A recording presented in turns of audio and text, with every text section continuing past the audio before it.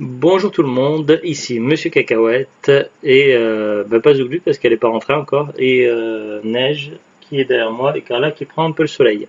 J'ai baissé un peu les rideaux sinon on n'y voit pas trop clairement, enfin on y voit justement trop clairement, il y a trop de soleil. Bref, aujourd'hui nous sommes vendredi 12 avril 2019, il est 16h20 dans ce nouvel épisode des Oubliés, donc je suis désolé, ça fait quelques semaines que je n'ai pas eu le temps d'en préparer. La dernière fois, on s'était arrêté sur l'épisode, on avait parlé du film Le Terranien ne répond plus que j'ai en cassette vidéo, mais malheureusement, il n'existe pas en DVD avec VF Zone 2, du moins à ma connaissance. Depuis, donc, je n'ai eu pas de nouvelles à dire malheureusement sur mes précédentes recherches, mes messages, mes contacts, j'ai pas eu de réponse.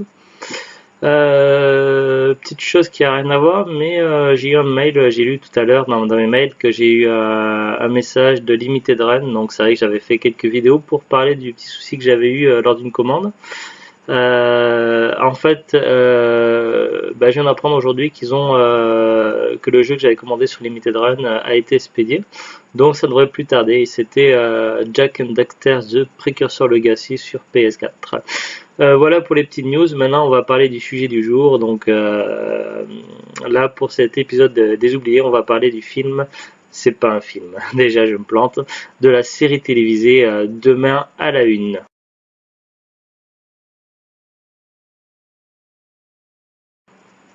À l'époque, ça passait sur M6. J'ai beaucoup regardé, j'aimais beaucoup cette série. Après, je n'ai pas tout vu. Je sais même pas si M6 avait tout diffusé à l'époque. Ça passait plus dans les horaires style 11h, midi, des trucs comme ça, quoi, en fin de matinée, de mémoire. Le concept, donc là, je regarde même pas Wikipédia, rien. J'ai déjà ouvert les onglets, tout ça pour mes recherches, mais j'ai pas regardé le résumé, tout ça. Je vais essayer de me souvenir de mémoire. De mémoire, il y avait un type qui recevait tous les matins un journal, sauf que c'était le journal qui était censé paraître le lendemain. Donc il recevait le journal avec un jour d'avance et donc il savait ce qui allait arriver, donc des bons événements, tout comme les faits divers, donc que ce soit des accidents, les crimes, tout ça. Et donc, ce gars-là, il avait pris ça un petit peu comme un signe du destin, tout ça, et il s'était donné pour mission d'aider les gens, en fait, d'empêcher les malheurs d'arriver. Et demandait à un de ses proches amis de l'aider dans ses missions.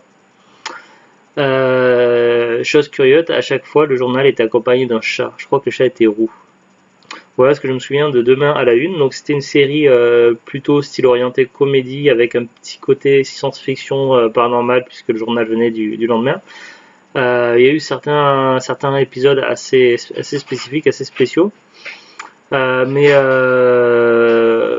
voilà, je serais des épisodes avec des grands événements, tout ça, mais je ne saurais pas vous dire quoi parce que je m'en souviens plus du tout. Alors maintenant, on va passer à Wikipédia. Alors, il y a Zoulut qui est revenu, donc si elle a dit bonsoir, si elle a deux mots à dire. Aujourd'hui, on est sur les oubliés, on parle de Demain à la une. De quoi? On parle de Demain à la une dans les oubliés. C'était une série que j'ai beaucoup aimée et c'est Zoulut qui m'a proposé d'en parler, d'en discuter. Je connais pas. Demain à la une, si tu connais. Non, je connais pas. Ah, tu fais. Alors, Demain à la une, donc le nom américain c'était Early Edition. C'était une série télévisée américaine en 90 épisodes de 44 minutes créée par Ian Abrams, Patrick Q, Page et Vic Rubenfeld. Ça a été diffusé entre le 28 septembre 1996 et le 27 mai 2000 sur le réseau CBS. En France, la série a été diffusée à partir du 30 septembre 1997 sur M6, puis sur NT1 et depuis le 13 décembre 2012 sur numéro 23 et au Québec à partir du 22 août 2005 à Série Plus. Je sais pas du tout c'est quoi la chaîne numéro 23. Est-ce que ça passerait encore à la télévision en 2019? J'ai quelques doutes. Donc il y aura en tout 4 saisons pour 90 épisodes. Alors le synopsis. Gary Hobson, un agent de change de Chicago, est mis à la porte de chez lui par son épouse. Il démissionne plus tard de son travail de financier installé dans un hôtel, le Blackstone. Il est réveillé chaque matin à 6h30 par les miaulements d'un mystérieux chat roux surnommé le chat de Mr. Snow, se tenant devant la porte de sa chambre avec un exemplaire de l'édition du Chicago Sun-Times du lendemain. C'est le chat qui vient. Oui. Avec la complicité de ses amis Marissa et Chuck, Gary décide d'essayer de changer le cours des événements à venir sans toutefois savoir pourquoi ni comment il reçoit chaque jour ce journal. Chuck, c'est un acteur qui est quand même assez connu, là, son complice, son pote Gary au héros. Il me semble que j'ai déjà vu dans plusieurs séries, notamment dans la série The Invisible Man, qui passait à l'époque sur TF1, l'homme invisible. Avec Norris aussi. Pourquoi tu parles de Norris? Chuck. Oh, des bêtises.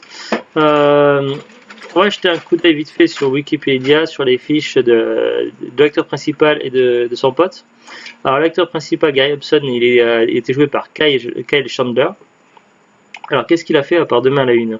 Il a fait quelques films, mais pas grand chose. Est-ce qu'il a fait des films connus? Il a joué dans King Kong en 2005, Le Royaume en 2007, le jour où le jour où la Terre s'arrêta en 2008, Super 8 en 2011, Zero Dark Thirty en 2013, Le Loup de Wall Street en 2013.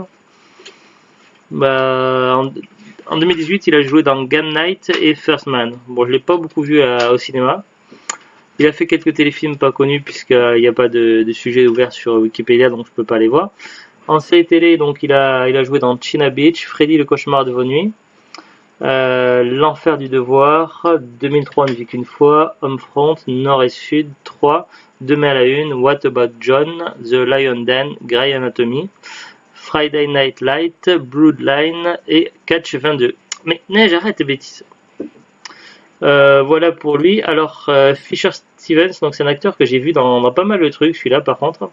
Il aurait maintenant 55 ans, donc il est né le 27 novembre 1963 à Chicago dans l'Illinois. Donc lui déjà comme acteur, effectivement, il a une très grosse filmographie, beaucoup plus que l'acteur principal de Demain à la Une. Qu'est-ce que je peux dire qui me parle avec lui? Donc lui, il a joué dans Short Circuit, donc le premier Short Circuit, dans le 2 aussi. Il jouait Ben Jabutia Jarvis. Intéressant. Donc ça, c'est des films que j'ai connus. Je me souviens beaucoup du 1, mais je me souviens pas trop du 2. Il a joué dans Columbo. Il a joué dans Lift, Héros malgré lui. Dans Super Mario. Ah, il jouait Iggy dans Super Mario. Ça doit être le film de 93. Il a joué dans Hackers, il a joué dans Friends, il jouait Roger. Ah oui, c'était lui qui jouait le psychologue chiant dans Friends. Effectivement. Il a joué de 96 à 2000 dans Demain à Une. Après, il a joué dans plein de trucs que je connais pas. Il est apparu dans New York Section Criminelle. Il a joué dans Lost les Disparus de 2008 à 2010, donc il avait un rôle plus ou moins important quand même pour. Faut que je remonte du coup. De Steven Fisher, celui qui a joué le rôle de Chuck, le pote. Et il a joué dans Numbers en 2009, dans The Medium en 2009, Mentalist en 2010, Californication en 2010, The Experiment en 2010. Bon, il a fait beaucoup de séries. Braquage à New York en 2011, New York Unité Spéciale en 2012. Mais là, il cite pas Invisible Man, c'est bizarre. Pourtant, je suis sûr qu'il a joué dans Invisible Man, mais il cite pas. Bon, alors c'est quelqu'un qui ressemble beaucoup. Voilà, bon, j'en sais pas plus au niveau de sa filmographie. Alors ensuite, qu'est-ce que Wikipédia peut nous apprendre? Donc là, j'étais sur les acteurs principaux. Il y a des acteurs récurrents, des invités. Alors des invités, est-ce qu'il y a des acteurs connus? Il y a Coolio qui est apparu. Jerry Springer. Après, des acteurs que je connais pas moi. Donc il y avait 23 épisodes pour la première saison, 22 épisodes pour la deuxième saison, 23 épisodes pour la troisième saison, 22 épisodes pour la quatrième saison et dernière saison. Alors en commentaire, qu'est-ce qu'on peut apprendre intéressant? La série est inspirée du film américain C'est arrivé demain, réalisé par René Clair en 1944. Donc c'est une série dérivée d'un film. Très bien, c'est intéressant de savoir ça, je ne savais pas. Le bâtiment servant de décor au McGinty Bars est un ancien bâtiment des pompiers de Chicago datant de 1887, situé au 228 West Illinois Street. Dans l'épisode 22 de la saison 3, le flic de Shanghai à Chicago, Gary Hobson rencontre Sam Holo. Ah oui, j'ai pas tout vu, mais je regardais pas mal aussi ça, le flic de Shanghai, quand c'est passé sur M6. Policier de Shanghai qui fut affecté à Los Angeles. Donc il y a eu une sorte de crossover entre les séries. Enfin, ça arrivait beaucoup dans les années 90 qu'il y avait des séries avec des épisodes qui se croisaient. Sam Holo est le personnage principal de la série Le flic de Shanghai, Martial Law en anglais. Cet épisode est un crossover, croisement, de par la présence de personnages qui se trouvent d'une série à l'autre. Notons que Le flic de Shanghai se déroule pendant la même période que Demain à la Une. L'histoire. Au fil des épisodes, on apprend que Gary Hobson n'est pas le seul à recevoir un journal de ce type. Chaque grande ville a son Gary Hobson. Celui-ci apprendra également qu'il n'est pas le premier à recevoir ce journal et qu'il ne sera pas le dernier. Voilà, donc on n'a pas plus d'informations que ça sur Wikipédia. Tes chips font beaucoup de bruit, je trouve. C'est ceux que j'ai oublié de manger ce matin. Donc j'ai fait des recherches ensuite sur les sites les plus connus. Donc j'ai regardé sur Amazon. En tapant demain à la une, on trouve pas grand chose quoi. On trouve en version anglaise, donc first saison, donc la saison, la première saison de Early Edition, donc un import zone 1, donc ça ne sert à rien du tout. Et sinon, les autres résultats trouvés sur Amazon, c'est surtout À la poursuite de demain, un film de Disney avec George Clooney qui a strictement rien à voir. Et puis d'autres films qui commencent par demain mais qui n'ont aucun rapport. Pareil, j'ai regardé sur Rakuten, anciennement Price Minister, en tapant demain à la une, DVD Zone 2, donc je trouve rien non plus. Sur eBay, même résultat, donc sur ebay.fr, je tape DVD demain à la une, rien. Je suis allé voir amazon.co.uk pour savoir s'il n'y avait pas une version britannique. On ne sait jamais des fois qu'il y aurait une version en import britannique Zone 2 avec une piste VF. Ça ne mange pas de peine de vérifier. Donc là j'ai tapé directement sur amazon.co.uk, donc dans la rubrique DVD et Blu-ray, donc j'ai tapé Early Edition, donc le nom anglais de la série, puisque j'aurais tapé en français, ils auraient pas compris si j'avais mis demain à la une. Là j'ai un résultat, donc saison 1, donc, mais c'est pareil, c'est de l'import, d'occasion à partir de 67,50 livres sterling, donc c'est très cher pour de l'occasion, de la zone 1, donc ce qui sert strictement à rien, et puis les autres résultats c'est que de la zone 1, donc voilà. Franchement... Je vois là, donc saison 1, 67,50. Il y a une saison 2 aussi qui existe, 82,46 livres sterling, donc c'est cher et c'est pareil, c'est de la zone 1, donc si vous n'avez pas un matériel américain, ça ne fonctionnera pas, ou un truc multizone. Mais même si vous avez un appareil multizone, ça sert à rien puisqu'il n'y a que l'anglais, il n'y a pas de français. Donc c'est un peu nul. J'ai vérifié également sur Amazon.com pour voir. J'ai tapé Early Edition dans la catégorie Movie et TV parce qu'ils n'ont pas de catégorie DVD sur la rubrique Amazon.com. Donc c'est le site américain d'Amazon. Donc là il existe un coffret donc, qui s'appelle Early Edition The Complete Collection All 4 saisons 90 épisodes. Donc il y a l'intégrale de la série complète, ça existe. Le prix de base de lancement c'était 49,99 $ apparemment. Maintenant, il y a deux vendeurs qui proposent à partir de 99,99 $, donc c'est très cher. Pas de surprise, donc région 1, donc zone 1, donc ça ne sert à rien, et langue seulement de l'anglais. Donc voilà, c'est encore...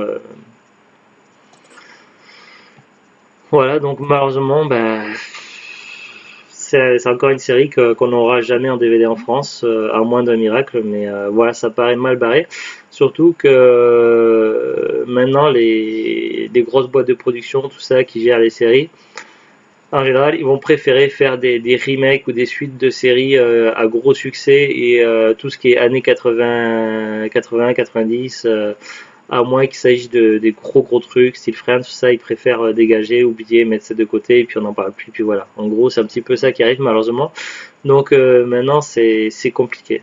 C'est compliqué et je crois que ça ne sortira malheureusement jamais en DVD en France. Et c'est dommage puisque les Américains, eux, ils ont le droit et pas nous. Donc c'est pas cool. Voilà, sinon, qu'est-ce que je peux vous dire d'autre sur cette série? Donc, on a fait un peu le tour. Moi, j'aimais bien à l'époque. Après, est-ce que maintenant, si je revois des épisodes télé, est-ce que j'aimerais à nouveau? Je sais pas. Franchement, je sais pas. À l'époque, je trouvais ça plutôt sympa, ça se regardait plutôt bien. Est-ce que tu as quelque chose à rajouter là-dessus, Zuglut? Voilà, c'est tout. Allez, je vous dis à très bientôt. Bon week-end et au revoir. Au revoir.